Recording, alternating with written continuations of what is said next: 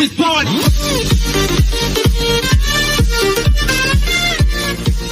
What's up, dudes and dudettes? Brockster Craft Animations here. Welcome to episode 4 of Historicamp, Defunct. Today, I decided to talk about an infamous Six Flags ride, a ride that went from being the fastest roller coaster in the world, to being a rough ear-splitting headache coaster, but still missed.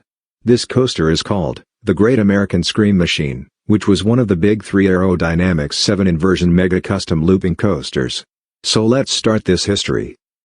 After a massive fire destroyed the old haunted castle, trapping and killing 8 teenagers in 1984, and 3 years later in 1987, after a 19-year-old park guest fell to her death by a skull fracture from the now-removed Lightning Loops coaster, Six Flags Great Adventure was losing visitors. However, right before the Lightning Loops accident, Aerodynamics released their big idea to Six Flags Great Adventure. Aero's plan was to build a massive 7 inversion steel mega custom looping coaster. Although, the initial plans were transferred to Six Flags Great America, which had their former coaster called Shockwave open in 1988, it would be long before Great Adventure would get their own. The coaster was originally going to be named Ninja, but there were problems with the crowds drawn to the Ninja coasters in other parks. Instead, the coaster was going to be named the Great American Scream Machine. That name would share the same name and patriotic theme as a PTC wooden coaster that still exists at Six Flags Over Georgia.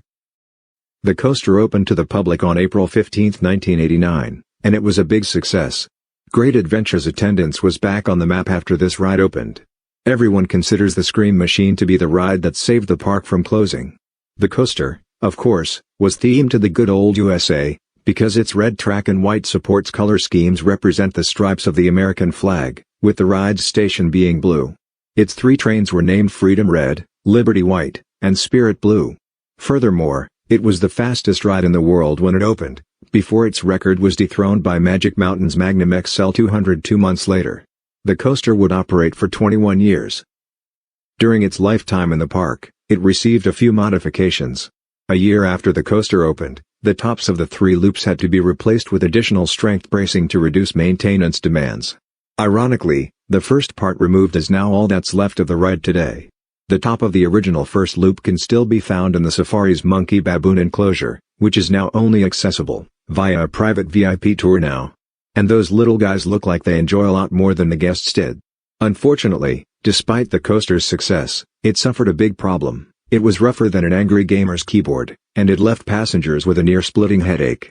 Its popularity seriously declined over the rest of its years. During that time, smoother roller coasters would be built in the park. Finally, after complaints of the roughness, the coaster was permanently scrapped in 2010. But its closure did bring in a good amount of people for one last ride.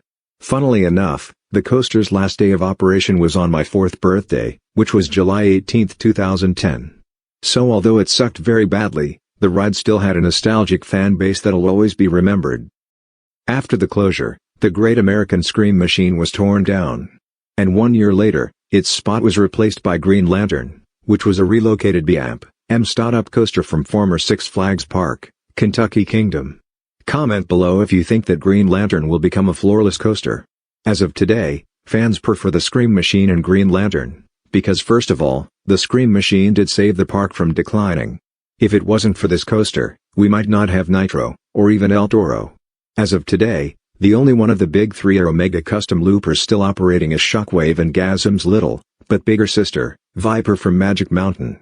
So I highly recommend you ride this one before it becomes scrap metal too. Surprisingly, despite its age, it's not that rough after all. Thanks for watching this historic and defunct video. If you want more, then be sure to smack the hell out of that like button and subscribe. Peace out. Can't you see the light in me? Can't you see the light I see? And every time we cross I feel the stabbing in my heart. Your love is razor sharp.